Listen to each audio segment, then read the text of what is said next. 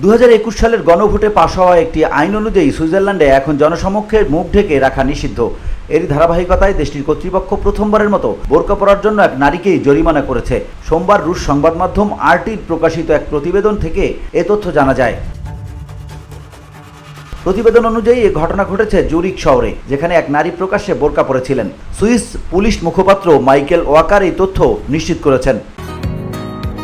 বসুন্ধরা, উত্তরা, বনশ্রী, কুড়িল ও বাড্ডা সহ রাজধানীর বিভিন্ন স্থানে অভিজাত ও অত্যাধুনিক মানের ফ্ল্যাট কেনার এক নির্ভরযোগ্য প্রতিষ্ঠান প্লেজেন্ট প্রপার্টিজ লিমিটেড। তাই আপনার স্বপ্নের আবাসনের জন্য আজই যোগাযোগ করুন।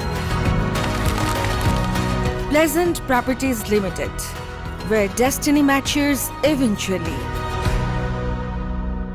নতুন আইন অনুযায়ী সুইজারল্যান্ডে মুসলিম নারীদের বোরকা ও নিকাব পরা নিষিদ্ধ করা হয়েছে। একইভাবে বিক্ষোভকারী বা ক্রীড়াপ্রেমী যারা মুখোশ বা বালাক্লাভ পরেন তাদের ক্ষেত্রেও এই নিষেধাজ্ঞা প্রযোজ্য।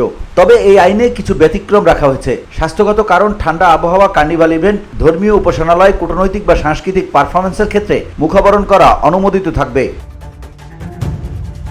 সুইস পুলিশ মুখপাত্র ওয়াকার আরও জানান, গোপনীয়তা আইনের কারণে ওই নারীর বয়স বা পোশাকের বিস্তারিত প্রকাশ করা হয়নি। তবে তিনি নিশ্চিত করেছেন ওই নারী সুইজারল্যান্ডের বাসিন্দা, পর্যটক নন। দেশটির আইন অনুযায়ী প্রথমবারের লঙ্ঘনের জরিমানা 100 সুইস ফ্রা। তবে যদি আদালতে মামলা করা হয় তাহলে জরিমানার পরিমাণ বেড়ে 1000 সুইস ফ্রা পর্যন্ত পৌঁছতে পারে। প্রসঙ্গত, এই আইনটি 2021 সালের গণভোটে পাশ হয়েছিল, যেখানে 51.2% ভোটার বোরকা নিষিদ্ধের পক্ষে মত দিয়েছিলেন। আইনটি মূলত উগ্র ইসলাম রোধের উদ্দেশ্যে প্রস্তাবিত হলেও পরে তা পরিবর্তিত হয়ে দেশটির জননিরাপত্তা নিশ্চিত করার একটি উপায় হিসেবে পাশ হয়। VOD Bangla news desk.